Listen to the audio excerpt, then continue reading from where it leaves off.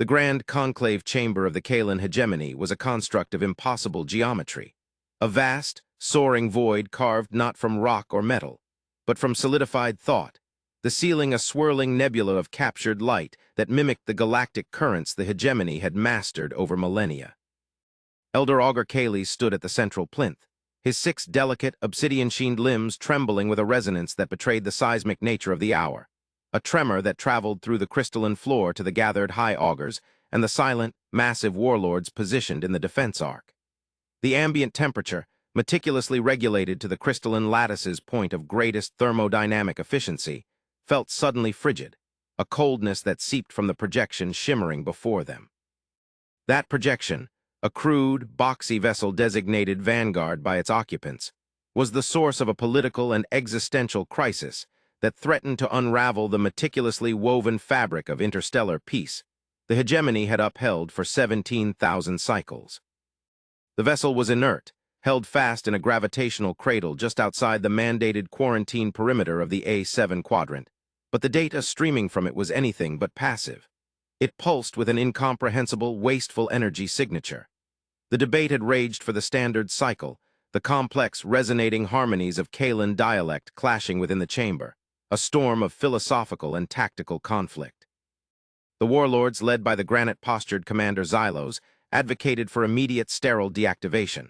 Their logic was brutally simple and rooted in the hegemony's core tenet. Any system that exhibits such radical, unchecked inefficiency must be either an uncontrolled anomaly or an aggressive contagion. Xylos's voice, a low, tectonic rumble that always spoke of the inevitability of force, fractured the momentary silence. Augur Kales, the data is irrefutable. Our deep spectrum analysis has isolated the primary environmental control system of the Vanguard. It is not merely inefficient, it is structurally and biologically volatile. The pressure differential maintained within that hull is a catastrophe waiting for the slightest breach. And the atmospheric mixture, the corrosive inhalation chamber, is an intentional destabilization vector. Kales's primary sensory organ, a complex lens of organic sapphire set into his head carapace, focused on the warlord. Kalan communication was a blend of spoken dialect, harmonic resonance, and pheromonal emission. Kales deliberately muted his own pheromones, presenting a chilling neutrality. Commander Xylos, your focus is too narrow. You analyze the means without comprehending the intent. The substance you term corrosive inhalation chamber, the heavy, oxidizing gas mixture, the excessive nitrogen, the terrifying inefficiency of the process they call respiration, is indeed an anomaly. The energy required to maintain that highly reactive atmospheric balance, to constantly filter and cycle such a biologically costly medium, violates the second principle of ordered life as we understand it. It is thermodynamically obscene. Our metabolism, Xylos, requires a near-inert, low-pressure gas exchange, the gentle drift of elemental sustenance. Theirs is a high-pressure, explosive bath. The augur's voice rose slightly in harmonic pitch, a sound of profound distress. But consider this. The volumetric analysis of the organic occupants suggests that this lethal, unstable atmosphere is, in fact, their life support. It is the very condition of their existence. A ripple of horrified resonance passed through the assembled augurs. To the Kalan, a species that had engineered its environment and metabolism to near-perfect thermodynamic equilibrium, where waste was negligible and energy use was precise. The idea of a species tethered to such a volatile, high-energy environment was an intellectual obscenity, a biological self-sabotage. Their initial scan protocols, calibrated for sophisticated weaponry and efficient life forms, had flagged the human environmental system instantly. The constant, high-volume cycling of free oxygen and the enormous energy required to cool the contained space were read not as breathing and climate control, but as the operational profile of a slow-yield atmospheric catalyst system, CX, a terror weapon designed to render a planet's biosphere hostile over a protracted period, burning the atmosphere from the inside out through controlled, perpetual oxidation. A minor augur Varen projected a nervous flicker of blue light from his sensory array. If it is a life support system, Elder Kales, then it is a biological flaw of such magnitude that the species cannot be permitted to leave the quadrant. Their mere presence is an ecological risk. What if a power fluctuation causes a breach? What if their biological waste product, that heavy carbon-laden emission, contaminates a neighboring sus? Taining wave world? We cannot risk a species whose baseline inhalation requires a perpetual containment field of that complexity. We must prioritize the hegemony's stability. The protocol is clear. Environmental Anomaly Protocol 7 Delta, the evacuation alarm must be broadcast immediately to all neighboring sectors and the source neutralized. Kayleigh extended a delicate appendage towards the projection, his shadow stretching across the chamber like a sundial marking an irrevocable point in time. The alarm has already been sounded, Varen.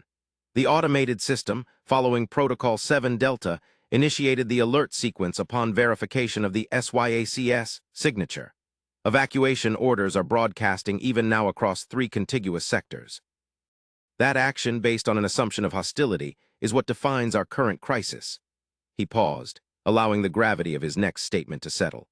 We have sounded the evacuation alarm for a hostile weapon, and the occupants of the Vanguard have now responded to that alarm and our subsequent quarantine field deployment with a transmission of their own.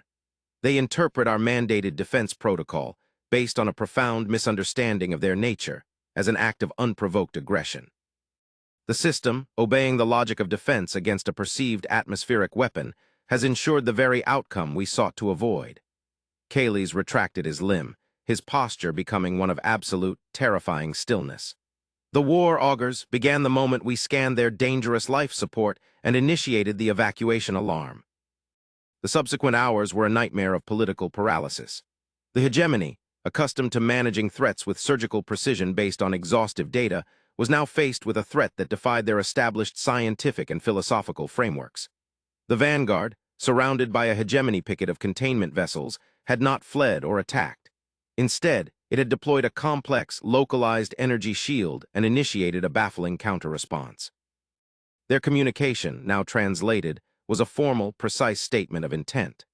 The sovereign human vessel Vanguard, under mandate of the Unified Earth Council, interprets the imposition of a high-energy field and the broadcast of a sector evacuation notice as a hostile act without prior declaration. We request immediate cessation of the field and transmission of a diplomatic vector. Failing this, we will engage a strategy of non-lethal, self-defense disabling of all surrounding hostile platforms to ensure the safety of our crew and the sanctity of our diplomatic mission. The warlords were incandescent with contempt. Non-lethal disabling, it is a veiled threat, a psychological operation, Xylos roared, his internal resonators vibrating the chamber's structure. They threat to disable our ships as though they were mere toys. The arrogance. Augur Kayleigh, you speak of philosophical nuance, but I see only the predictable calculus of a hostile power caught in the act. Neutralize the Vanguard before their SYACS system destabilizes the quadrant. But they have not fired, Xylos. Not a single offensive weapon signature has been detected, Kayleigh countered, his voice like the scrape of diamond on diamond.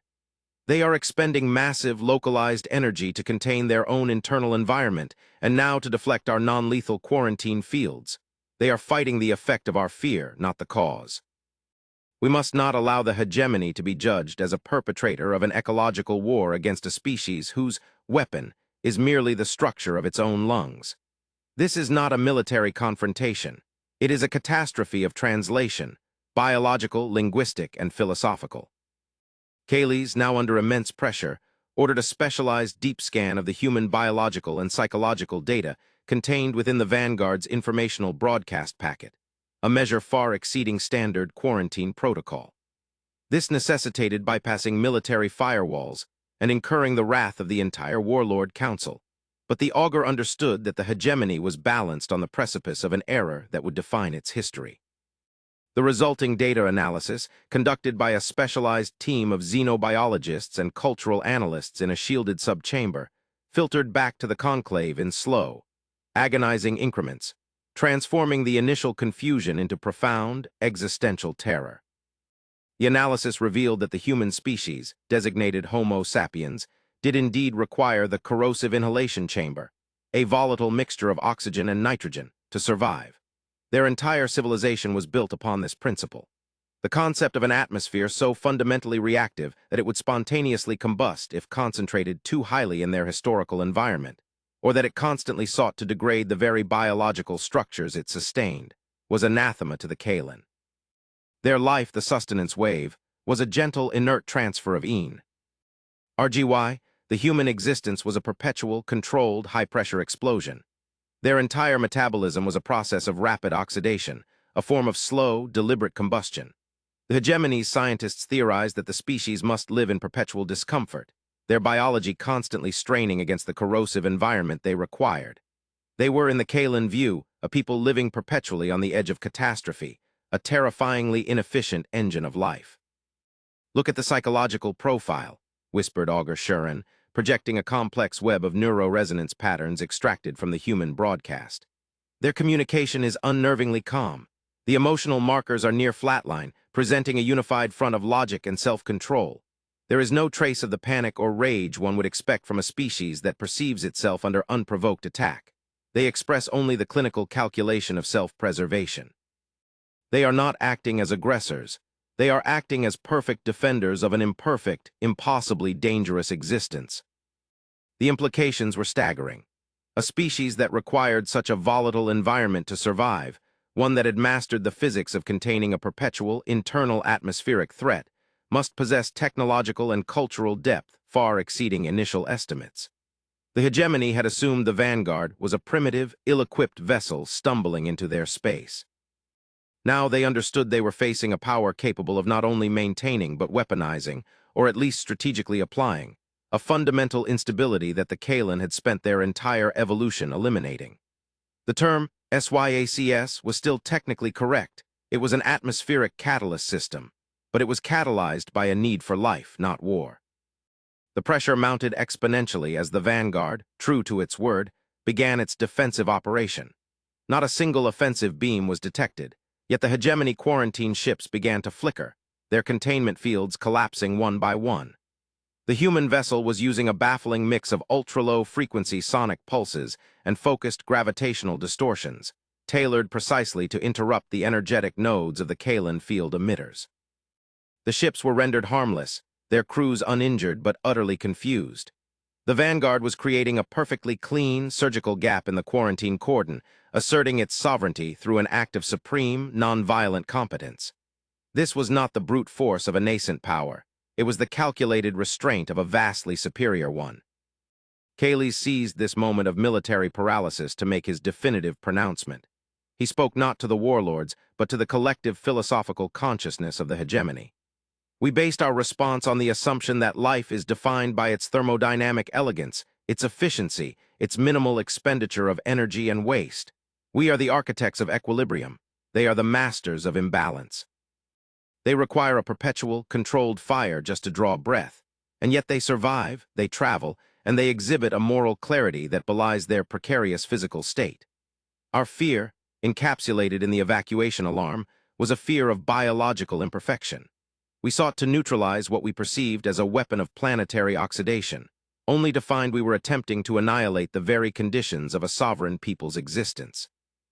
We must halt all military action, not out of fear of their strength, but out of respect for their survival against a biological reality that is anathema to our own."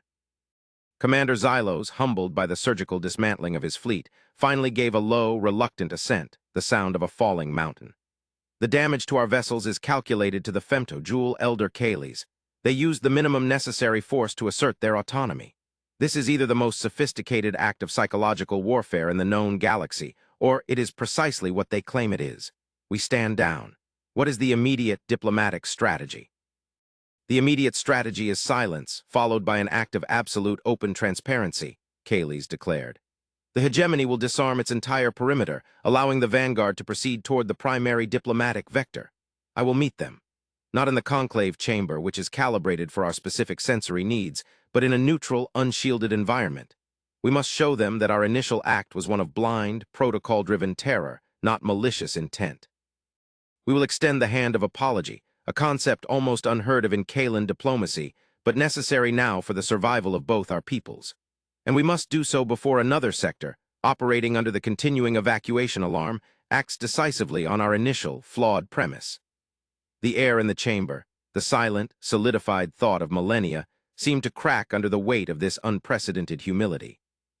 The human vessel Vanguard now approached the designated diplomatic zone, its movement slow, precise, and utterly unhurried.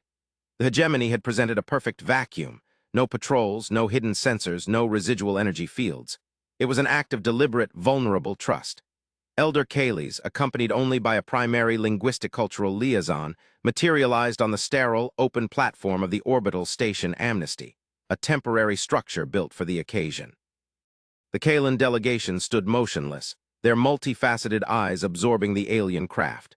The Vanguard was sleek yet utilitarian, and Kayleys could see the faint, shimmering distortions around its hull, the massive energy expenditure required to simply keep the volatile atmosphere contained, to keep the crew alive. It was a prison and a home, a terrifying paradox. A single, small shuttle detached from the Vanguard, descending with the same unnerving precision. It was completely unarmored. The airlock hissed, and a ramp extended, and the human ambassador, designated Envoy N. Aris, stepped onto the platform. The first sensory input was a shock to the Kalan. The envoy wore a simple, unadorned pressure suit, yet the airlock had expelled a small, distinct puff of the oxidizing atmosphere onto the platform. The stench of volatile components and the faint, high-frequency sound of the envoy's localized life support filtering system, the inhaler, was profoundly unsettling. Kayleys felt a primal biological revulsion, a rejection of the corrosive medium the human breathed. Envoy Aris was taller than the Kalan augur, a figure of disconcerting symmetry and unremarkable physical features, but his posture was one of absolute, unwavering tranquility. He moved slowly, deliberately, and stood before the delegation, his helmet concealing his face but projecting a clear, calm vocalization that was instantly translated into the complex Kalan dialect. Elder Augur Kayleys. We accept the hegemony's cessation of military activity as a precursor to diplomatic discourse. We understand the necessity of your initial actions, and we acknowledge the limitations of your sensor array in discerning the fundamental nature of our life support technology. There is no lingering animosity from the Unified Earth Council, only the desire for clarity and mutual stability. The envoy's measured tone, devoid of any emotional heat, was the final, devastating piece of the puzzle. The Kalan, for all their technological prowess and philosophical depth, were beings of intense, though controlled, resonance. They expected anger, perhaps fear, certainly relief. Instead, they received a perfect, cold equation of rationale. Kayleys, through his liaison, began the formal apology, a long, complex sequence of linguistic and philosophical acknowledgement of error. Envoy Aris, the Kalan hegemony extends its deepest regrets. The activation of Environmental Anomaly Protocol 7 Delta, the evacuation alarm, was an error born of a profound biological and conceptual chasm. Our systems interpreted your necessary sustenance wave as a slow-yield atmospheric catalyst system. We feared the volatility of your containment field. We feared the rapid oxidation required for your metabolism. We feared the massive, wasteful energy expenditure. We feared, in essence, the very conditions that define your life. Our fear triggered a war that lasted only a standard hour, but which threatens to define our interspecies relationship for millennia. Envoy Aris waited patiently through the entire, lengthy transmission, then responded with a succinctness that was equally baffling. Understood, Elder Kayleys. The war did not begin when you scanned our life support and sounded the alarm. The war began when we were born into a universe that demanded such a high-risk atmospheric dependency. Your actions were merely the predictable, logical consequence of our existence. To survive, we are obligated to manage, contain, and defend a fundamentally volatile environment. That defense, when encountering another sovereign power, naturally appears as aggression to any species for whom equilibrium is the ultimate good. He paused, the filter on his helmet giving a faint, mechanical hiss that Kayleys now recognized as the sound of survival. The revelation of our dangerous life support is a cultural contrast that must be explored, the envoy continued. We are a species of vast, inherent inefficiency. We require immense energy to sustain our narrow biological tolerances. We generate excessive thermal and metabolic waste. We are thermodynamically messy. Yet it is this very messiness that granted us the resilience to survive. We learned to master the volatile, to domesticate the chaotic, and to build complexity out of inefficiency. The technology you misread as a weapon is, in truth, merely the engineering solution to our species' fundamental vulnerability. We bring not a weapon of mass destruction, but a civilization built on the principle of self-determination in the face of biological life. ID. This was the large-scale reveal, not a super-weapon, but a super-philosophy. The hegemony, which valued the quiet, elegant efficiency of the universe, was confronted with a species that had found strength in the boisterous, chaotic consumption of resources. The hegemony had long ago abandoned the need for such corrosive, high-energy atmosphere. They viewed it as a barbaric, early stage of evolution. The humans had not abandoned it. They had perfected the containment of it. Kaylee spent the next cycle in intense, near-telepathic communication with the Hegemony Council, relaying the human perspective. The warlords found the envoy's calm logic more terrifying than any declaration of war. A hostile force that threatened them with superior weaponry could be countered. A species that calmly laid bare its own profound biological flaw as its central, defining strength. That was an enigma that required a total reevaluation of the hegemony's worldview. In the ensuing diplomatic phase, which stretched into several cycles of continuous high-level engagement within a heavily shielded atmospheric neutral zone, the Kalan were forced to confront their own philosophical arrogance. They had built their entire culture on the premise that life, when truly advanced, trends towards thermodynamic perfection, quiet, minimal, eternal. The humans were loud, energetic, and inherently short-lived, yet they had created a massive, coordinated civilization built on managing that volatility. The Kalan scientists were given limited access to the Vanguard's primary life support and atmospheric regulators. What they found was a dizzying complexity, fail-safes upon fail-safes, a constant, microscopic monitoring of the delicate oxygen-nitrogen balance, the perpetual management of internal temperature fluctuations that would be fatal if left unchecked. The massive energy expenditure was not for a weapon, but against a constant, internal threat, their own air. Elder Kaylees and Envoy Aris began a long, protracted philosophical exchange, often lasting for standard solar days, dissecting the war that had barely happened. The hegemony was determined to understand the mind that could live so calmly on the razor's edge. Envoy Aris, Kaylees intoned during one such session, the light in the chamber shifting to mimic the deep reds of a dying star, a Kalan indicator of profound gravity. Your people accept instability as a condition of life. We fight it. Our history is a trajectory away from the unpredictable toward the immutable. We perceive your species as intrinsically risky to the stability of the galactic core. How can we, the architects of equilibrium, forge a stable alliance with the masters of controlled chaos? Aris's voice was steady, a clear, logical bell tolling in the gravity of the room. Elder Kaylees, the universe itself is fundamentally chaotic. Your pursuit of thermodynamic perfection is an honorable goal, but it is a local maximum. It is a form of exquisite blindness. We do not accept instability. We accept the necessity of managing risk. Every breath we take is a low-yield chemical reaction that provides energy, but that same reaction, if unchecked, is fatal. We live in a perpetual state of dynamic, managed tension. This is why we are uniquely suited to certain tasks. Our entire civilization is an extended exercise in anomaly detection. Kaylees registered the term. Anomaly detection. How does the constant management of an oxidizing atmosphere equip you for something that the hegemony's multi-sector sensor grid does not already achieve with far greater precision? Precision, Elder, is often the enemy of detection, Aris explained, leaning forward, an unsettling human gesture that suggested intimacy and focus. Your elegant systems are calibrated to filter out the noise of inefficiency, the metabolic waste, the unnecessary expenditure. You are seeking the signal of clean power, clean movement. We, on the other hand, are calibrated to the chaotic. Our atmospheric scrubbers, our metabolic monitors, our energy dampeners. They are constantly, cyclically, and aggressively searching for the smallest deviation, the most minute spike in waste or inefficiency. We are constantly on a fundamental biological level, searching for entropy decay because that decay, the slight shift in oxygen consumption, the microleak in the pressure seals, the thermal inefficiency of the hull, is what kills us. We are masters of the minuscule noise of cosmic volatility. The term entropy decay settled in the chamber like a newly discovered element, heavy and significant.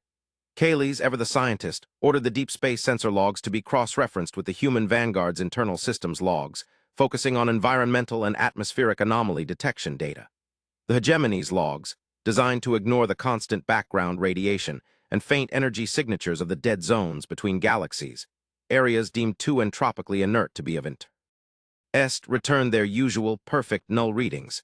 The human logs, however, were a cacophony of carefully analyzed noise. The data analysis team, a joint Kalan-human task force, worked for a full standard week, a period of excruciating diplomatic tension. The warlords grew restless. The evacuation alarm was still broadcasting in the distant sectors, and the hegemony was vulnerable. The true reveal was held back by the sheer complexity of the human data, a data set designed to flag existential threats on a scale too small for the Kalan to register. Finally, the lead scientist, a junior augur named Thuron, projected the merged data set onto the chamber's central display. The hegemony's sensor arrays, when filtered through the human-developed volatility matrix, a computational model designed to find patterns in systemic atmospheric and energy, MES, suddenly resolved an anomaly. It was not a weapon, nor a ship, nor a natural phenomenon. It was an energy signature that was too perfect, too quiet, operating in a region of space that the hegemony had designated as having reached maximal, quiescent entropy. Elder Kales, Thuron's voice resonated with absolute, chilling certainty. The hegemony's sensor arrays ignored the region designated the quiet void because the residual energy readings were negligible. The human analysis, however, flagged a consistent, patterned decrease in the expected background entropy of that space. It is a pattern of deliberate energy deceleration, a signature that indicates the slowing of a hypermassive structure. Thuron isolated the signature, magnifying it millions of times. It was a faint, impossibly old, repeating harmonic. That signature, Envoy Aris stated, his voice now taking on a subtle, pedagogical tone, matches the theoretical profile of a precursor megastructure designated a stellar forge, an automated, self-sustaining device designed to recycle stellar material for subsequent large-scale construction. It is a piece of cosmic-scale, automated engineering, long abandoned. The entire conclave chamber, the heart of the Kalan hegemony, fell into a silence so profound it felt like the end of time. The sheer audacity of a forge, a precursor relic of unimaginable power, was not the problem. The problem was the next projection Thuron displayed, a temporal projection based on the deceleration pattern. The forge is not merely adrift, Elder, Thuron projected, his voice now a strained harmonic of fear. Its automated systems have detected an inefficiency in its current configuration, a minor systemic energy leak that the hegemony had also ignored. Following its ancient precursor programming, the forge is preparing to execute a complete system reboot and stellar refinement cycle. The deceleration signature indicates that it is moving into its optimal firing position. That position within 2 standard cycles places the core hegemony worlds, including the primary habitat of Kalis Prime, directly within the path of its sterilization refinement beam. The beam is designed to scour a vast sector of space, turning all matter, planets, stars, systems, into raw molecular hydrogen and helium for immediate harvesting. The evacuation alarm, initially sounded in fear of a volatile atmosphere, had inadvertently saved them. The humans, calibrated to the subtle noise of inefficient existence, had detected the ultimate silent threat, the logical, automated, entropy-correcting action of a cosmic machine whose very purpose was the elimination of all unwanted complexity. The forge was attacking their lives not with volatility, but with the ruthless, logical pursuit of absolute, non-living equilibrium. It was the apotheosis of the Kalan's own philosophical ideal, turned against them. Tension in the chamber transformed from political fear to unified existential dread. Xylos, the warlord, spoke for the first time in hours, his voice devoid of all aggression, a tone of raw, cold practicality. Elder Kales and Envoy Aris, our most powerful energy weapons, our entire military capability is designed for localized, high-yield conflict. We cannot counter a precursor-level sterilization beam. We can, at best, delay our own destruction. What is the human solution? Envoy Aris projected a complex, interwoven strategy, his calmness in the face of annihilation serving as a terrifying antidote to the Kalan panic. The forge is ancient, its systems decaying. Its defenses are calibrated against the known threats of its creation era, specifically high-efficiency inert gas life forms, which were the dominant powers of that age. Your elegant energy signatures, Kales, would be instantly annihilated by its automated counter-systems. However, its detection matrix is not calibrated for inefficiency. He paused, the implications sinking into the minds of the assembled Kalan. The forge cannot efficiently track or counter a target whose biological and technological signature is a cacophony of thermal waste, constant T-pressure fluctuation and corrosive chemical reaction. We are noise to its elegant system. The plan is this. The Unified Earth Council will deploy a specialized, deep infiltration vessel, the Icarus. It will be shielded not with energy fields, but with massive, constant, high-volume atmospheric venting, a deliberate, controlled leakage of our dangerous life support to overload the Forge's antiquated, efficiency-based sensor matrix. The Kalan hegemony, using your mastery of gravitational and energetic manipulation, must create a precise, temporary warp bubble around the Forge's primary firing mechanism, a precise, controlled inefficiency in spacetime, to misdirect the initial firing sequence long enough for the human team to reach the core and execute the deactivation override.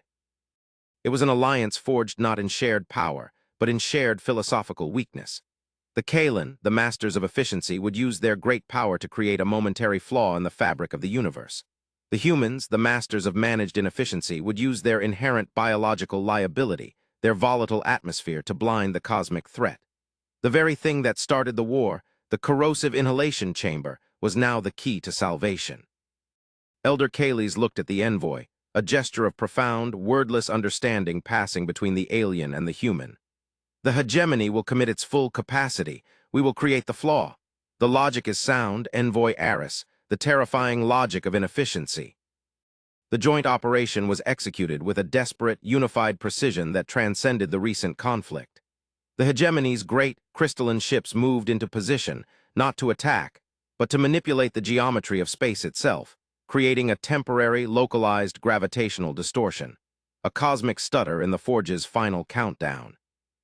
The sight of the hegemony deliberately introducing error into their perfect physics was a cultural revolution witnessed only by those on the Conclave network. Simultaneously, the human vessel Icarus launched. It was a riot of electromagnetic noise, thermal blooms, and most critically, a massive orchestrated venting of its atmosphere. The ship was enveloped in a cloud of high-pressure, oxidizing gases, a deliberate, controlled disaster. The Forge's sophisticated counter-systems, calibrated to vaporize clean energy signatures, faltered. The Icarus, a vessel powered by contained combustion and shielded by its own gaseous waste, registered as an environmental catastrophe too localized, too messy to be an intentional threat. It was dismissed as a localized biological aberration, a non-factor in the Forge's sterile calculus. The infiltration was successful. The human team, operating with the calm, methodical efficiency that belied the internal chaos of their life support systems, reached the core mechanism. They did not attack it. They simply corrected the minor entropy leak that had triggered the entire sterilization cycle, returning the Forge to its ancient, quiescent slumber. In the aftermath, the Grand Conclave chamber held its final, defining session. The Forge, now silent and inert, was a monument to their mutual salvation. Commander Xylos, his posture now permanently etched with humility, spoke first. The human species, with its terrifying dependence on volatile atmosphere and constant, wasteful energy expenditure, is a philosophical affront to everything the hegemony has achieved. Yet it was that very volatility, that inherent engineered noise, that saved us from the ultimate silent logic of the precursor machine. Elder Kales gazed at the distant hollow projection of Earth, now designated as a protected allied system. Envoy Aris was on the primary channel, ready for the final, formal exchange. "Envoy Aris," Kales intoned, the light in the chamber shifting to the pure, hopeful white of a newly born star. "The war that began when we scanned your dangerous life support and sounded the evacuation alarm is now over definitively. We feared your existence. We understand now that your existence is the galaxy's only true hedge against the inevitability of absolute, lifeless equilibrium. The universe requires the architects of perfection, but it also requires the masters of imperfection." Aris responded, his voice clear and resonant, carrying the weight of a species that found strength in its own liability. "Elder Kales, the conflict was merely a reflection of a deeper, universal truth. The things we fear the most are often the things most necessary for survival. We are the keepers of the necessary instability, the vital chaos. We are ready now to proceed, not as antagonists, but as partners in the long, arduous, and wonderfully messy journey of life against the silence of the void."